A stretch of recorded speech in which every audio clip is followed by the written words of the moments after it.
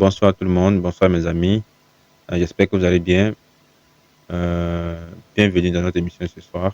Aujourd'hui, nous allons faire un tour d'actualité au Burkina Faso. Nous allons voir les récents événements au Burkina Faso et la dynamique actuelle, initiée par le capitaine Ibrahim Traoré. Ce soir, nous allons parler de l'actualité entre ces derniers temps au Burkina Faso. Donc, aujourd'hui, il y a eu des grands événements au Burkina Faso. Le Premier ministre Emmanuel Jean Ouedraogo a inauguré aujourd'hui, ce vendredi 23 janvier 2026 à Ouagadougou, deux data centers modulaires du cloud gouvernemental. Ça veut dire quoi? Ça veut dire que le gouvernement a inauguré deux data centers qui gardent les données cloud du Burkina Faso, gardent les données du Burkina Faso, voilà, les données de la fonction publique. Donc, c'est une étape clé du chantier stratégique zéro données à l'extérieur, visant à héberger, exploiter et sécuriser l'ensemble des données publiques ainsi qu'à rapatrier celles encore stockées hors du territoire national. Donc, le projet a été piloté par le ministre de la Transition digitale. Euh, c'est une réalisation qui s'inscrit dans la stratégie nationale de maîtrise des données et marque un progrès décisif dans la modernisation et l'indépendance numérique de l'administration publique burkinabé. Donc, doté d'une capacité totale de 3000 tétraoctets de stockage, mais de 100 comme ça fait, 100 convertis, ça fait 105 600 gigas de mémoire et de 28 800 cœurs CPU. Parce que vous savez, le cœur, c'est le cœur d'une machine, c'est l'appareil qui permet à la machine de faire un calcul, la vitesse à laquelle cette machine peut faire un calcul. Donc, c'est une machine très, très robuste qui peut faire des calculs très rapidement. Donc, ces infrastructures permettront d'héberger plus de 7000 machines virtuelles et d'accélérer le rapatriement des plateformes publiques burkinabées. Donc, elles offriront des bénéfices immédiats, continus et disponibles des services. Donc, donc, on parle de quoi? De continuité et disponibilité des services. Ça permettra aussi de renforcer la sécurité des données et économique d'échelle majeure d'un coup. Bon, ce projet a coûté environ 15 milliards de francs CFA. Voilà, c'est un data center très moderne qui a coûté 15 milliards au Burkina Faso euh, et ça va générer environ euh, 95 milliards ou 85 à 95 milliards de bénéfices sur 10 ans pour l'État. Voilà, c'est ce genre de projet-là qu'on a besoin au Burkina Faso. Vous comprenez, au Burkina Faso, auparavant, même quand tu veux créer un site internet, il y avait beaucoup de difficultés. Il n'y avait pas de serveur local. Donc, les hébergeurs, là, avaient des soucis, quoi. Voilà. Mais maintenant, bon, le capitaine Ibrahim Traoré, franchement, il fait son effort. Il fait son effort. C'est quelqu'un qui a une vision en 3 ans, 4 ans, fait tout ça. Voilà. C'est carrément un miracle, hein. Voilà. Maintenant, ça, c'est la première actualité du pays. On va passer maintenant à la deuxième actualité du pays. La deuxième actualité du pays concerne le domaine de l'électricité. Donc, récemment, sur les réseaux, on a vu des images circuler où on voyait euh, un porteur, un gros porteur, un camion poids lourd, gros porteur, qui transportait une grosse machine euh, en direction du Burkina Faso. Donc, les gens ont spéculé dessus. Mais cette machine, en réalité, c'était un moteur de type MAN, destiné au projet d'extension de la centrale thermique de Komsiliga. Donc, logiquement, c'est trois moteurs qui doivent venir dans le cadre du projet de l'extension de la centrale solaire de Komsiliga. Et déjà, il y a un moteur qui était arrivé. Et cette semaine, il y a un deuxième moteur qui vient d'arriver. Et le troisième moteur, je pense que le troisième moteur, il devrait arriver sur la fin du mois de février au Burkina Faso. Voilà, donc ces trois moteurs-là visent à doubler la capacité de production de la centrale solaire, de la centrale thermique de Komsliga. Et en plus de cela encore, la Sonabel, le directeur général de la Sonabel, Suleiman Ouedraogo, a annoncé un vaste programme de renforcement de la production électrique à travers la construction de 12 centrales thermiques et une centrale thermique. Les centrales thermiques, pour ceux qui ne savent pas, les centrales thermiques, c'est des centrales où on installe des grosses machines qui fonctionnent au fioul lourd. Voilà, c'est le fioul lourd qu'on prend et on fait tourner des machines, vous comprenez? On fait tourner des machines pour produire de la chaleur et puis après, transformer cette chaleur-là en électricité. Voilà, vous faites tourner les alternateurs, quoi. Voilà, qui vont produire de l'électricité après. Donc, le Burkina Faso, le président, dans le cadre de la vision du président, le pays veut se doter d'une centrale par région, voilà, d'une centrale thermique par région. Voilà. Donc tout ça, il faut savoir que entre 2024 et 2025, le Burkina Faso a atteint euh, 60% de sa production interne de consommation. Il faut savoir que dans les années passées, là, le Burkina Faso importait plus de 80% de sa production d'électricité. C'était quelque chose que moi, je n'arrive pas à comprendre jusqu'à présent. Hein. Je ne peux pas comprendre qu'un pays qui est sérieux importe jusqu'à 80% de son électricité. Mais avec le capitaine Ibrahim Traoré, toutes ces différences-là, elles sont en train d'être corrigées, en fait. Et vraiment, j'apprécie cette dynamique du capitaine Ibrahim Traoré. Vraiment, il fait son effort et il veut se sacrifier pour ce pays-là. Vraiment, c'est quelque chose qui est très appréciable.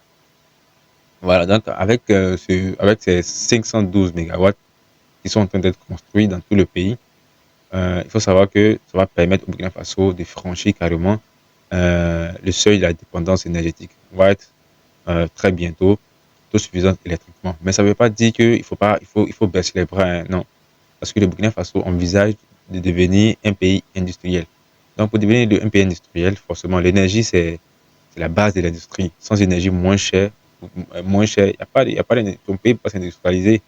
Donc, si un industriel vient et qu'il veut installer une industrie, il va d'abord analyser le coût de l'électricité. Est-ce que s'il installe son usine dans ton pays, est-ce que le coût de l'électricité sera favorable?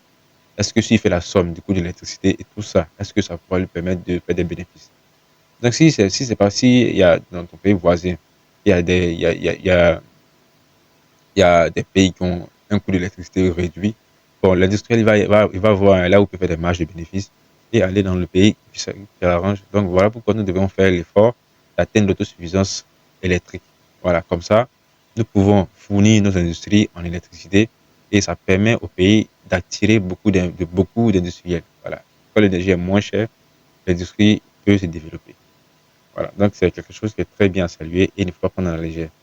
Maintenant, notre troisième sujet, c'est notre trois sujet maintenant, hein, c'est le plan IPA 3A, donc le plan l'offensive agroalimentaire et agropastoral, donc dirigé par le capitaine, le commandant, voilà, le ministre le plus courageux, le plus travailleur du Burkina Faso, c'est le capitaine Ismaël Sommier. Donc, dans le cadre de ce plan, c'est bon, euh, le gouvernement prévoit acquérir de nouveaux euh, matériels de travail pour renforcer la production agricole. Donc, dans ce cadre-là, les autorités burkinabés prévoient, les autorités burkinabés prévoient euh, des équipements agricoles pour soutenir l'autosuffisance alimentaire. Donc, cela entre dans le cadre de l'initiative présidentielle pour la production agricole et l'autosuffisance alimentaire. Donc, donc c'était le 22 janvier, hein, voilà, au Conseil des ministres, cette décision a été prise. Donc, le programme prévoit l'acquisition, l'achat de 6 foreuses de grande capacité. Les foreuses vont servir à faire des forages avec une grande capacité, un grand débit, voilà, pour arroser des vastes zones.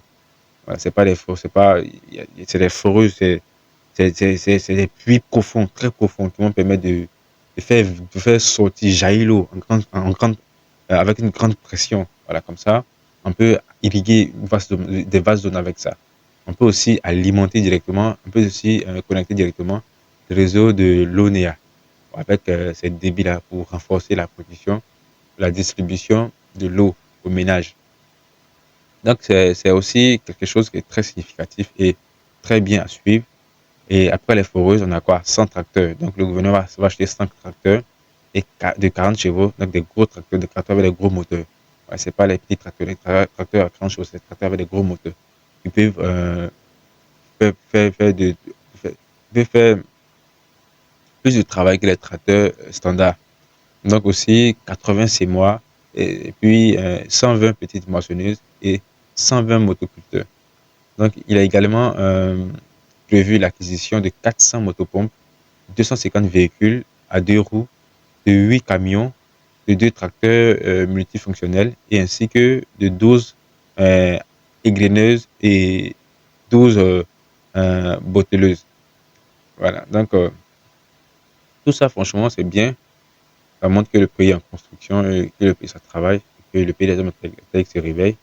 C'est bien, c'est bien. On apprécie tout ça, c'est vraiment bien. Maintenant, le quatrième sujet, c'est quoi? C'est dans le domaine de l'éducation. Donc, dans le cadre du plan stratégique du gouvernement lancé dans le domaine de l'éducation, pour 2026, il est prévu l'achèvement de la construction de 12 amphithéâtres de 500 places et de 1000 places.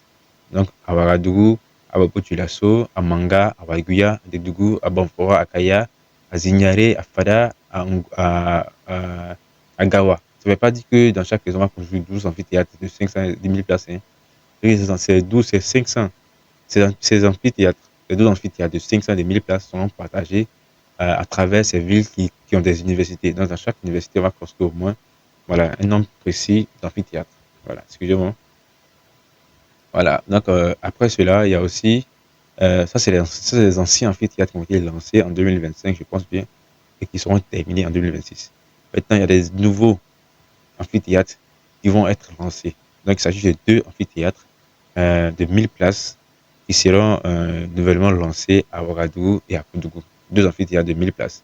En plus de cela, on aura quatre amphithéâtres de 500 places à Waiguya, à Bobo du Lasso et à Fadangourma.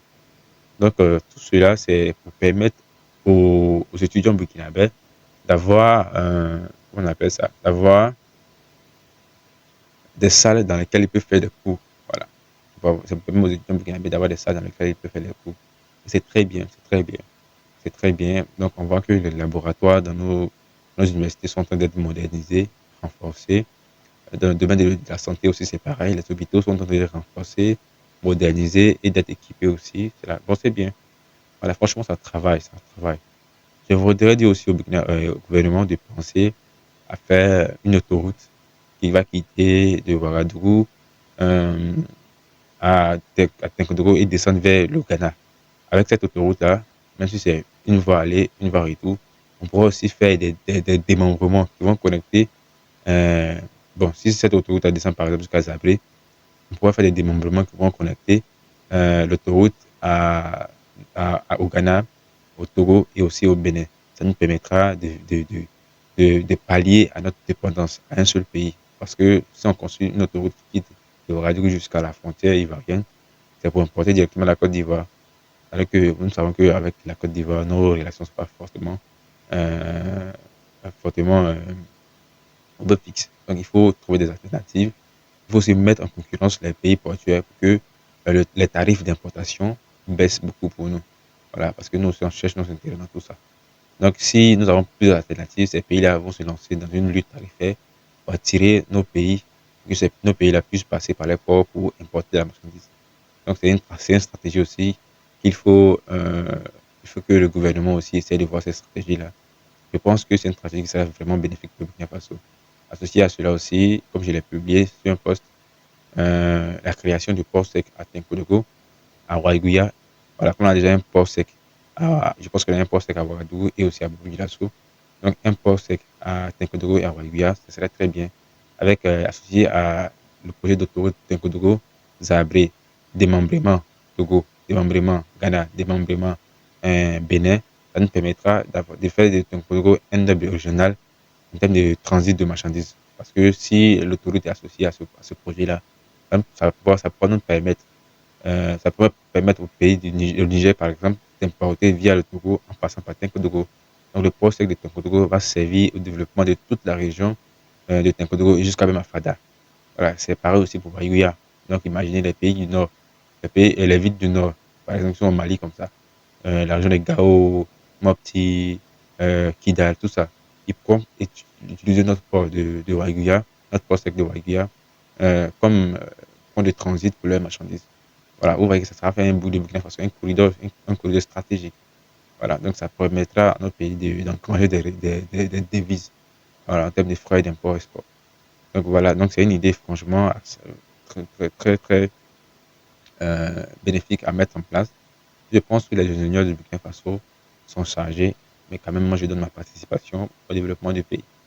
Donc, merci beaucoup. C'était juste ma petite vidéo ce soir pour parcourir ensemble l'actualité politique de notre pays, dans notre beau pays, et vraiment que la paix revienne au Burkina Faso.